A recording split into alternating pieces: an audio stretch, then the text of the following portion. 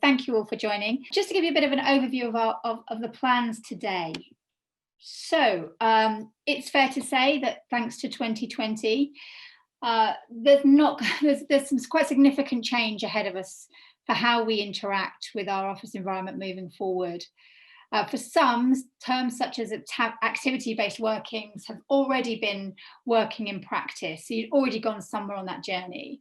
For others, from more of a traditional type working environment, this is going to be quite a cultural shift to move into the activity-based working. But for many organisations out there was already a sort of a journey of somewhere in between. So it's interesting to see where everybody is. But I think what is clear is, because of these changes, it's accelerated things like working from home. And we can see that's going to be here for the duration. And then how does that then fit in with our future working environment? So this is a virtual event. This is a way for us to be able to all engage together, yourselves with your peer group, and enhance to be able to share and collaborate. You can hear from this event more around activity-based working and how the capturing of data helps to provide some insights across all areas of the organisation.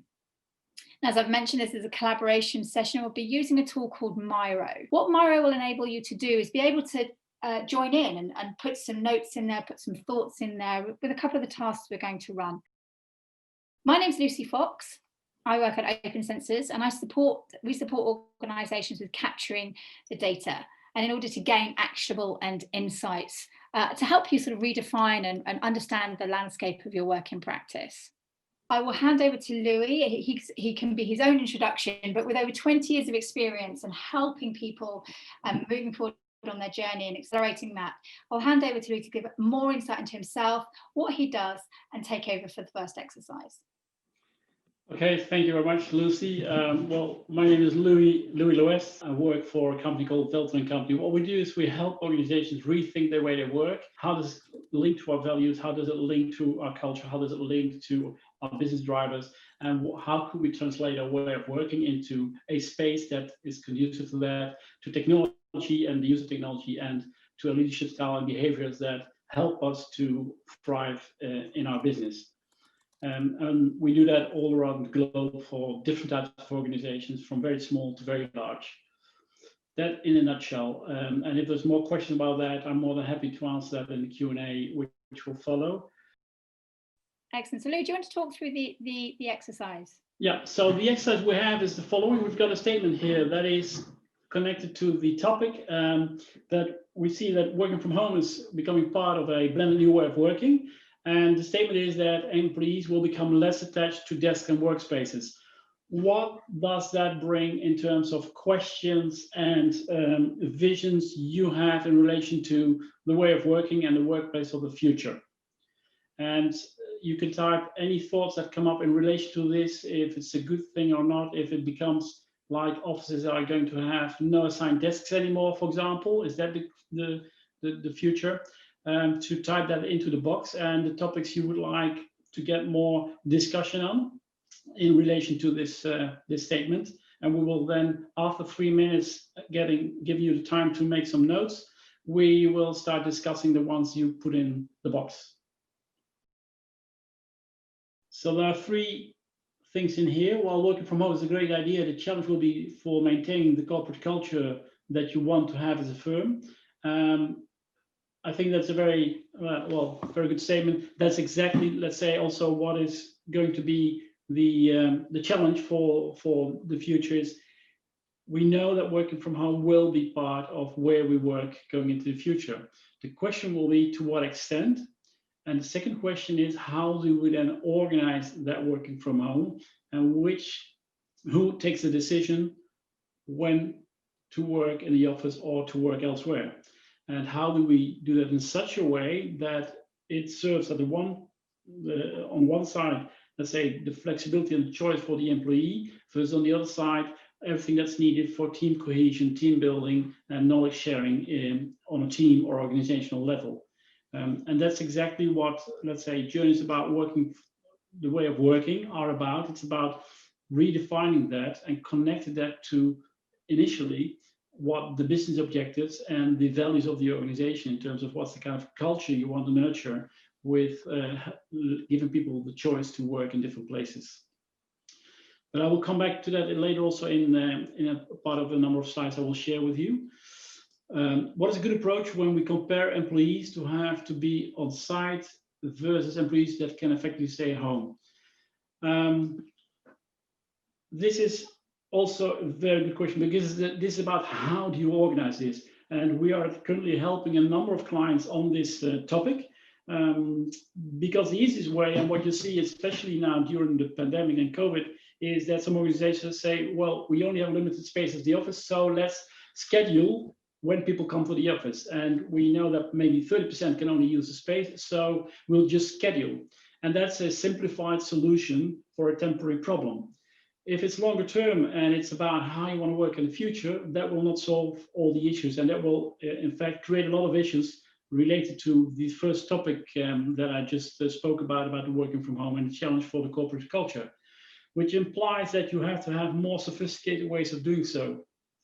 And that is something that can only be solved on, let's say, for a specific company situation level. And within an organization, depending on the size, even it will be different for different divisions or departments, because they have different basic ways of how they need to work depending on their specific business qualities and criteria. So what we apply for this is really far more a process approach, where you find a number of steps to get to that solution by discussing the right topics in the right order. And I will come back to that also in the next slides when we go to the second part of the session. The third topic, main issue I've seen up to now, is resistance. Me, mine, attached to personal belonging, hard to detach. Yes, that is something that plays. Now, we've been working with organizations to help them on a journey for activity-based working, where people get a variety of choice of settings to choose from to suit the activities they need to do, and use them when needed. And in all those projects, and there's more than 300 we've done now in the last 20 years in different regions and different organizations, people always are going to share the environment and get detached from one place, but they gain a far larger space.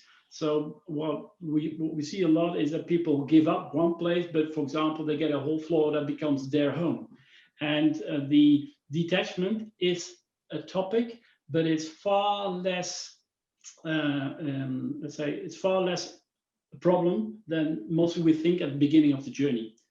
And if you do the right journey, and if you look at how you want to support people, that element can be solved in a number of ways. And in all the organizations we work with, about 90% of people really don't want to go back to another way of working where they would solely have one place to go to. I was going to ask a question actually on one of the points that's been written on here. It said about what is a good approach when we compare employees that have to be on site versus those that effectively stay at home. So I'm looking at this one here.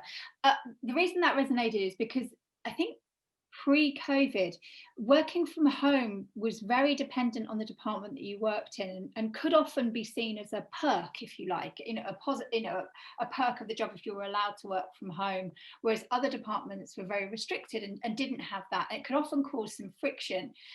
Do you think, or are you seeing evidence that our new world is going to be less of that, or was that something that you didn't come across before?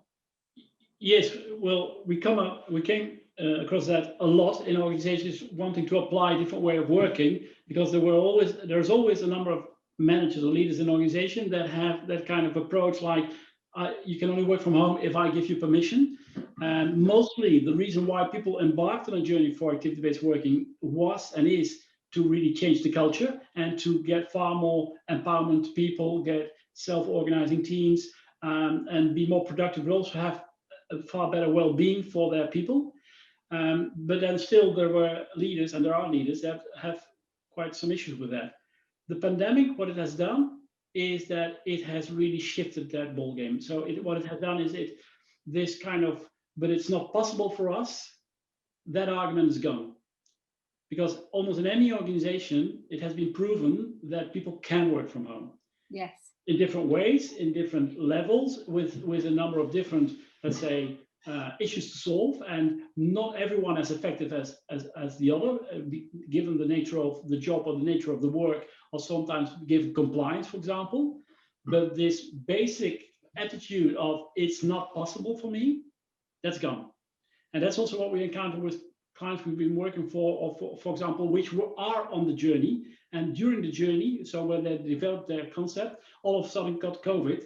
And in the same journey, all of a sudden they see this shift where they said, we cannot work with this. They implemented something like Teams, for example, and now all of a sudden they say, our world has changed. We have to revise our plans because we can go far further in defining how we want to work than we thought before. Thank you for that. I was just interested in your perspective on that, because that was something we really saw as a challenge before, and certainly see that seems to have been lifted now. I think it's almost like the trust has been brought back, but at all levels across the business with regards to working from home. So everybody, thank you very much for your participation in that last piece. For me, that was really insightful. We wanted to pose a question on here as well, so we're going to do the same thing, so putting some post-its on there and just throw in here. So what are some of the lessons from 2020 do you think will influence how we utilize our new, Office 2.0, or how our future office environment is going to look? I'd be really interested in your thoughts in there of what lessons that we have got taken away that we think may influence, positive or negative. So I'd be interested in anybody throwing some thoughts in there now on the post-it. I was just going to pick up on some of the points on here as well as we're discussing. Mental health is more important now than ever before. We are really seeing that a lot, and there was a second on mental health as well. Really seeing that significantly, and it's being very much associated to wanting to have some time back in the office, not all the time, but to be able to have that social interaction, albeit at a distance at the moment, because it's not quite the office environment that we had before, but it will be eventually. But what we're seeing, and we notice this a lot when we're talking about lockdown, and when we finish capturing some of these, I'll pop over to a slide of how people were returning.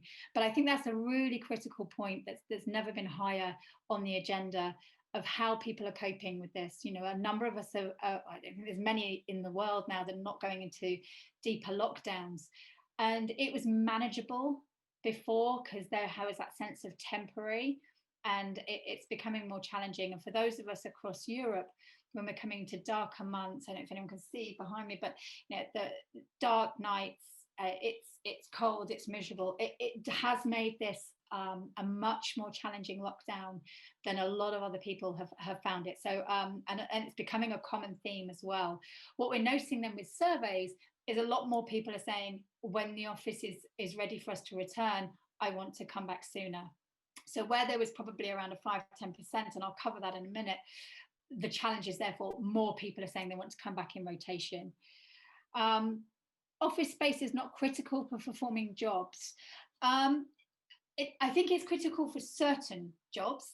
I don't think it's necessarily critical for all jobs. I think one thing that's really stood out for me is that it's not just dependent on the task, but it's also dependent on the individual's circumstances. So, for example, if I was going to be making a lot of calls, if I was going to be lots of calls and lots of discussions, I'd probably stay at home, because at home I have the confidentiality to work here. I can shout as loud as I like because I can sit in this room and I can be relatively ignored. But for others, to be able to do lots of calls from their home environment is a lot more challenging. Their home, forget technical issues like Wi-Fi, their home circumstances may be more challenging in that they maybe have young children around, and therefore it's easy for them to go somewhere else to do that activity. They may also be living in areas where they're in shared houses or shared flats with other people, and therefore it's more challenging again. So I do think it's critical to perform jobs not just for certain tasks, but for individuals and their circumstances as well. How do we know which work to do where? That absolutely is a key one. Where do we do the work? Is it from home? Do we come in? And I think this is a lot of things which are coming through on policies now. So how should that work? I think for me, one of the key lessons that I learned from 2020 was actually these types of calls, or actually team dialing into calls. We all had those elements where some people were in the office and some people dialed in. We all ended the call and said goodbye, and these lone voices in the ether of your laptop or technology would suddenly say bye, thank you, and you'd completely forgotten to engage them. I think one of the things that I would personally put in place, either if it was a download of information, so it's just round robin, everyone's going around and giving a download, probably we could all dial in for that. If we want the interaction, we're going to mix up those tasks, and some people are going to dial in, because logistically that may well be the case rather than travel. Also bearing in mind we may have certain regions that are locked down and other regions may be open. We can still see that fluidity, I should imagine, throughout this year. I would probably put a rule in, something like priority to dial-ins first. So if you're dialing in, your cameras are on, but we're all engaging in a conversation, but any participants, it's dial-in speaks first, to keep that engagement. But I think that really does heavily depend. Again, we could make it that we all dial in for certain meetings, or we all turn up for certain meetings. From myself, we'd spent a lot of time working on some planning, and when we were doing the lockdown, we had many calls online. Had one meeting that we lasted about 3 hours face to face, and we probably got more done in that 3 hours than we could have done on a month of different Zoom calls. So those are the kind of things where I think it's really dependent on the task and what we're looking to do, and I'll cover a bit more of that later. Context. Unfortunately, by the nature of the job, my department has to be physically on the site. Okay, we've made a lot of concessions for one employee, but they've not demonstrated any willingness to contribute to our work. So actually working from home has proved more of a challenge, in that employee that originally would have probably been one of your star performers has maybe moved away from engagement and not acting in the way you would need them to work for the role. And that's a really good point. And I do think that bucket is something that needs to be addressed. I think people have very much misunderstood, or I hear the term of we're as productive as we were before. Actually, what we've noticed is business continuity. Productivity will come later, and you can measure that by engagement, contributing to work, seeing all how that works forward, and seeing it's not just about ticking off activities, but it could also be that individual really struggles with working from home. It may be that they were engaged with the organisation. It may well be that they want to be part of that, but actually for themselves, the working from home is a real struggle for them. I don't know, but I agree. I think that's going to be a category of challenge, I think. I think we do need to understand who's in the office. I think it's not just who, it's what activities they are going into the office to do. On the last exercise, there were elements around culture, and being the office is very much a central part for culture. So it's how do you make this an office that people want to go to for tasks because they know it's going to help them and it's going to be in benefit? How do you keep that engagement? And it's definitely going to change significantly over the next 12 to 18 months. Engagements will definitely rise, but where? Is that going to hit your meeting room space? Is it going to hit your collaboration space? Is it going to hit your neighborhoods? Some neighborhoods teams will want to spend more time together. Some will be very flexible in how they work. And it's managing that and understanding that behavior is going to be really important. I'm just checking whether or not I've missed anything on here. There's not a single solution. As we're on a journey, there are just milestones we can achieve. We need to remain flexible. 100% agree with you. And the reason we need to stay flexible is because we are going to see this agility really significantly as people want to engage more. We've already seen it significantly change in numbers wanting to return to the office. Our first lockdown, everyone was going, oh, I'm fine working from home. It's okay. Not everyone, but there was a very high swell of I can't see me going back to the office very regularly at all. We're already seeing that shift, that more people want to come back to the office sooner. What we can do remotely, communication issues, solving collaboration improvement tools. Most of office space are empty. Some need office spaces, some not all of it. Again, absolutely. I think there's a need for different types of space in the office. If I take what I would expect to do, if I'm going to travel into the office, I'm probably going to go in there because I have a purpose that I want to go in for. Therefore, when I go there, I'm going to want to have a meeting, or I'm going to want to collaborate with some people, maybe whiteboard, do some elements. But when I am there, I'm not then just going to turn around and come straight home, because actually I have about an hour and a half's commute. So I will probably need to sit at a desk to do some tasks. I will probably need to go and do some other bits and pieces. I will definitely fill my day up whilst I'm going to be there. And I need to know that the space is around me to be able to cater for that. I think if I go to some of the elements here and I look at what we know based on data, so this is taking from what we know and then what we can assume. If we look at what life was like before COVID, you could see that pretty much you'd have utilisation in the office Monday to Thursday, and it would peak throughout that. But Friday was typically quite quiet. That's I would say, unless you were working in a consultancy type of organisation, in which case your consultants were typically on a customer site and then in the office on a Friday. So it flipped a little. But if we look at some of the feedback on here, we know that people are wanting to work remotely. Now, I would say that this data was collected certainly midway through 2020. And I'm already seeing quite a shift on this from 1 to 2 days a week to looking to seeing that as increasing as coming back to the office. That 40% see that they need to interact and socialise with colleagues. This one, I will debate actually. 19% are more productive in the office. I think that's very dependent on what tasks we're talking about and also what job role you do.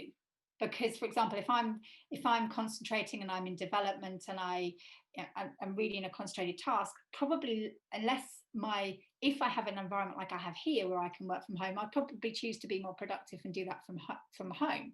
However, if it's not conducive for me to do that at home, then I do it in the office. However, if I want to collaborate, if I want to get some things moving, if I want to whiteboard, if I've got lots of tasks I need to get done, I definitely want to go in the office to do that. And I'm going to be looking at things like planned meeting, informal and unplanned meetings and collaboration areas of where I will work. We know from that data that, yes, 100% of people could work from home. I would imagine even those will want to come in occasionally, but they could. You'll have those that need to be 100% in the office. And if I go over here to our sort of view of how the world has been as we've phased back, this is something we really saw across Europe. So our phase ones were those that had to be in the office. They were essential workers. They needed to be there. Versus those that phase two had challenges working from home for the areas that I've mentioned, young families, house sharing, could have been technical issues. These were relatively easy to manage. It was a fixed space and therefore away they could go. This phase here, and it's this phase here that we can see increasing, is people wanting to have the flexibility to come into the office more and spend more time with us. Those are the things that actually take more time. The final thing couple of things I'd say is the combination is definitely here to stay. So catering for that combination and blended work styles is here, and thinking about where do I work?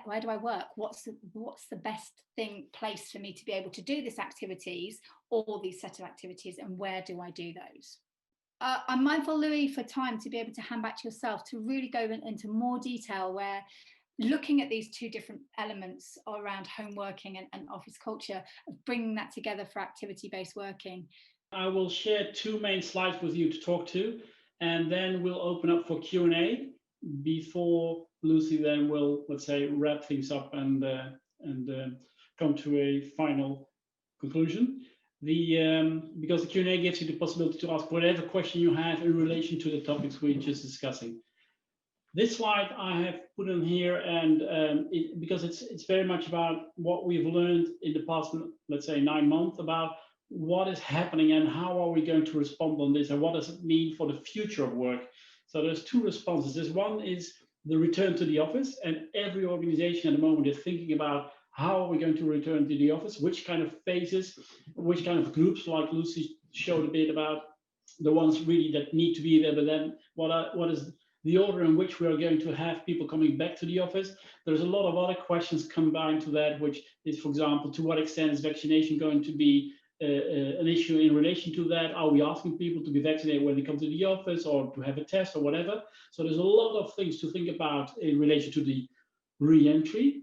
But I'm talking now more about the phase after the re-entry, after the moment that it's again possible to have whoever you want in the office in normal, let's say, distances. And for that period, we see really the hybrid working economy that emerges, which just states that working from home is there to stay. To what extent? That's exactly what to discuss. with all the consequences we just discussed on the board. And one of the questions in there was, for example, about which activities, how do I know which activities are people then going to do when they're in the office? What will they do from home? And the simple answer could be, well, if I do individual activities and it's focused work, I'll stay at home and I'll go to the office for collaborative. But that's just partly true. That's partly true because that's not how we are organized as a human being. And also that's not, let's say, applicable to everyone. Some people just want to be in a place where they have all the quiet and so on, which they might be not finding at home, which implies that we still need to offer focus space for individuals at the office and place in the office for people to work individually. The focus, however, will be more on collaborative. But again, it's not as simple as saying all collaboration.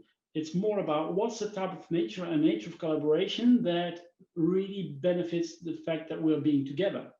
And are there types of collaboration where we really don't want people to participate virtually? But also are there types of collaboration where we just could do it virtually and we don't do it physically? Because coordination meetings, planning meetings, they're far better off probably virtually than physically. We're far more efficient if we do a virtual meeting for some types of meetings than we would be physically. So the way of working to rethink that is something that's really going to happen. And we have three things that we look at for that. It's adaptability, self-direction. So how do you give people as much empowerment as possible so they can drive the decisions on where and when to work? And how do you maintain, of course, security, as health is a very important thing, but also well-being. And the workplace will need to support variety, will need to support that humanity, security, and well-being. It is about giving the office also the sense of purpose as an organization. The office is in fact a symbol, but also the place where you can breathe culture. So that's the value of the office, and that has an implication about how you make it. And of course, this thing about serendipity. It's underestimated the effects and the importance of having these casual encounters. And they don't happen digitally. They don't happen when we're at home all the time. They can only happen if people are at the office. So how do we make sure that enough people are at a given moment in the office to make that serendipity really fruitful? So that's something that's really important. And one of the things that comes to that is that in the past, if you looked at activity-based environments, it's very much about individuals looking for a place to work, either to collaborate with other people, but it's from an individual perspective. Tomorrow, the perspective will also be the team. How do we make sure that, for example, as a team, we can come together on a certain moment in the week and have a certain space available, not to sit in a meeting, but to work and be there as a team, because it triggers that serendipity. And that's another kind of planning function to resolve. And that's something we're working on as well with our clients at the moment. The second thing I wanted to share, and I hope my screen scrolls, to why it's called activity-based working. Activity-based working is not a solution. It's a way of thinking. And the fundamental thing in it is that it takes the activities as the base element of analysis. And the whole pandemic has made clear that looking at activities becomes even more important. In fact, we have to redefine some of the collaborative activities into more detail. So it's not enough only to say, well, it's this type of meeting, but also it's this type of meeting with or without a virtual component in it, because it makes a huge difference how you organize it. So then if we look at that and then would ask people how much time do we on average spend on those activities, we start to having a real good base to have a solid discussion in the organization about so how we're going to support that and what is the activities we would like to see in the pattern we'd like to see in the future to support to make our business thrive. And that's also the tool we use. So this is kind of a survey technique to get insight into that. And it's a starting point for a dialogue in the organization. And we can only have that discussion if we know what we want to solve for. And that has to do is about why are we changing our way of working and what we call the guiding principles for how we want to work. I would like to leave it up to here to give enough time for question and answers. had a question through, which is how to obtain control of those coming to the office and use the office content as they count on. So I think it's talking about how do we implement rules as to who actually comes into the office on what days to stop them being swamped. I think this is the key question. This is let's say, and we're working with a number of clients on this topic. But the starting point for us is it's not a simple algorithm, but it's a kind of discussion first. For what kind of activities would we want as an organization people to be together physically, and because of what?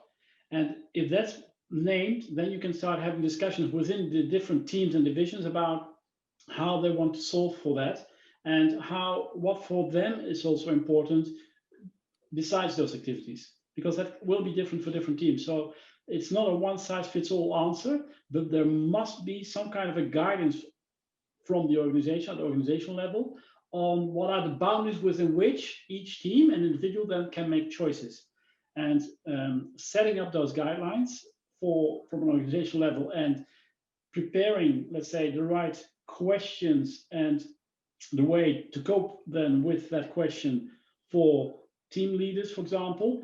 That is something that the organization can do and help their team leaders and people leaders with. And that's at the moment, for example, something we do with a number of clients that face this specific question. And I think as well, it goes back to being able to manage people coming back and how that happens. And when I go back to that phase 1 and phase 2, it's relatively easy for the amount of people because it's a small amount of people and it's fixed desks. It's when it's in rotation. And it's how to manage that so it's not an admin overhead. So, for example, being able to see what desks are available, or be able to book a desk or book a space. But when you are in that space, to be able to go in and go in there safely, and it enables people to manage that and see how many people are going to the office.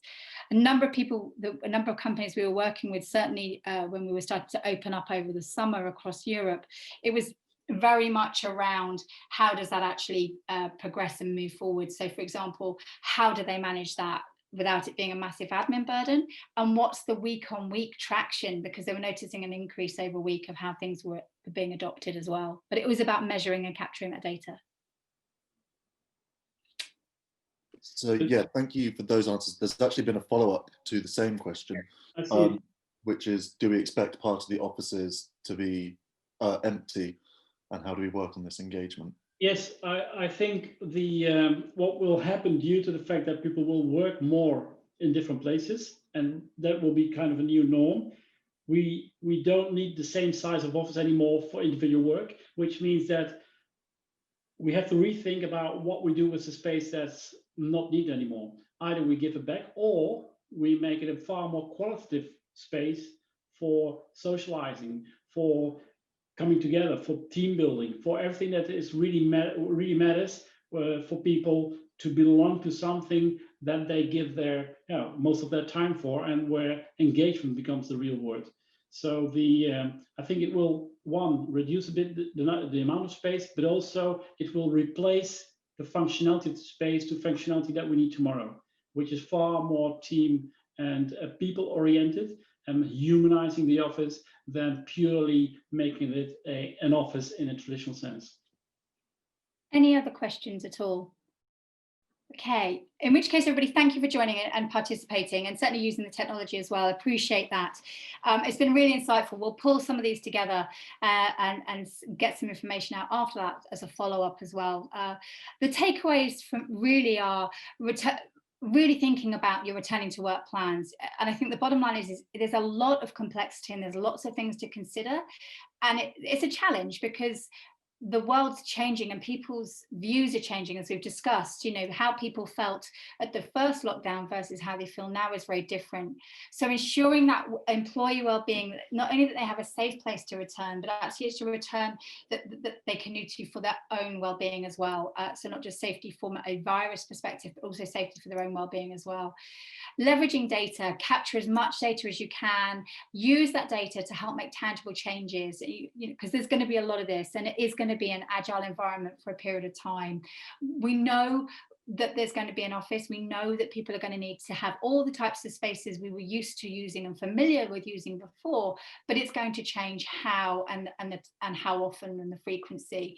And again, that is going to change again as people get more engaged and more rolling into that. Really making sure you take time to define your ways of working, ensuring it's fit for purpose, making sure it's an opportunity to create sustainability and longevity, but really also having that agility to adapt. And that's not just from a technology perspective, that's really listening to people, getting feedback and surveys and seeing how they are wanting to be able to engage with that office. It makes you, or that environment, it means that you can keep that direction from a security perspective, but also really making sure that it's always a place that people want to be in. Finally, from our side, here's our details here. If you do have any questions to follow up, and thank you, Lou, I always find them hugely valuable, your sessions, so thank you. Thank you, everybody, for taking the time to join, especially with the challenges of trying to get us all online earlier, so appreciate that and look forward to speaking with you after this event.